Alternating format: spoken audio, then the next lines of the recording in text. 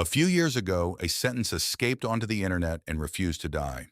You'll own nothing, and you'll be happy. It got passed around as proof of a secret plan, a conspiracy cooked up by global elites to take your stuff. The truth is more boring and somehow more unsettling. The line came from a single speculative essay written in 2016, a thought experiment about one possible future, not a policy, not a plan.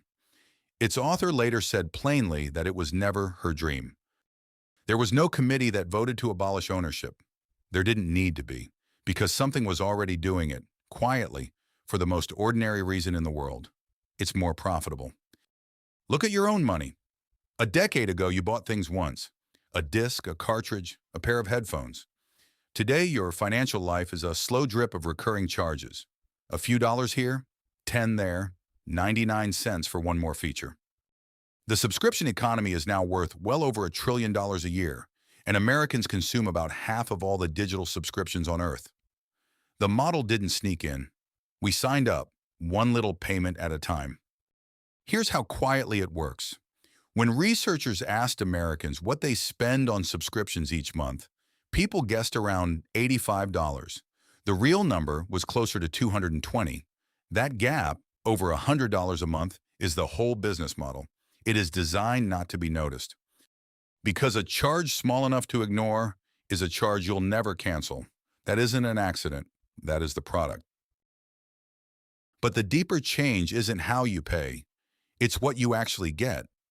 And nowhere is that clearer than with the things you think you bought outright. Consider the word buy. When you click buy on a movie, a game, an ebook, you assume it's yours, like a book on a shelf. It usually isn't. You've bought a license, permission to access something on terms you didn't read, that can be changed or revoked at any time. In 2024, a racing game called The Crew showed everyone what that means. Its makers switched off the servers, and the game people had paid full price for simply stopped working. Not lost in a fire. Reached into and deleted. From the accounts that had bought it, no refund. It wasn't a glitch. The year before, a major console store announced it would remove hundreds of shows people had already purchased before backing down under outrage. The pattern was the same. The purchase was always a leash, and the other end was never in your hand. This is the part most people get wrong. They think buying digital means owning digital. It doesn't. It means renting indefinitely counts until the seller decides otherwise. It got so blatant that in 2025, California passed a law making it illegal to even use the word buy on a digital store, unless the company admits, in plain language, that you're only licensing the item and it can be taken away.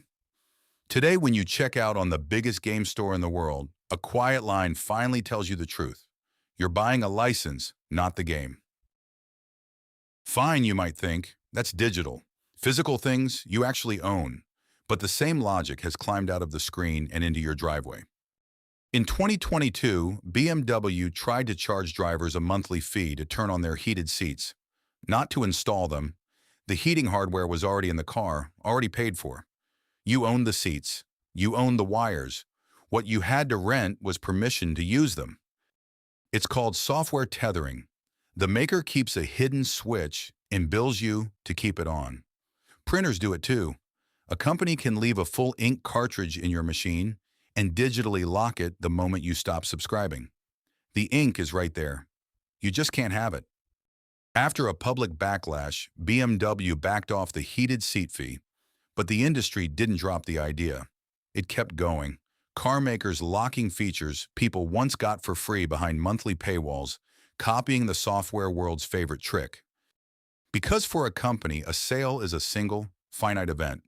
A subscription is a relationship that never ends. Wall Street pays far more for a stream of recurring revenue than for a one-time sale. So every product manager on Earth is now under pressure to turn the thing you bought into a thing you rent. And a rented thing comes with a quiet condition. The seller never really leaves. They can change the price, change the terms, watch how you use it, switch it off. Ownership used to mean you were left alone with your thing. That is the part that's disappearing. Now, it would be too easy to call all of this a scam. It isn't. For a lot of people, access genuinely beats ownership. A subscription can mean a smaller bill today instead of a big one up front, the newest version instead of an aging one, someone else handling the repairs, and the freedom to walk away. Renting a tool you'll use twice is smarter than buying it. That's a real deal, freely chosen. And the pushback is real too. The heated seat fee died because customers refused it. A whole movement sprang up to stop companies from killing games people had paid for. Lawmakers started forcing the truth onto the buy button. When people see the leash, they pull back. So this isn't a story about a plot to take your things. It's a story about a slow trade most of us made without noticing, and whether we made it with our eyes open. Because the real currency was never the monthly fee. It was control. Ownership is the right to be forgotten by the seller, to be left alone with the thing you paid for. A subscription is the opposite, a door they keep a key to, forever. That essay everyone panicked about had the prediction roughly right and the reason completely wrong. There is no shadowy council deciding you'll own nothing.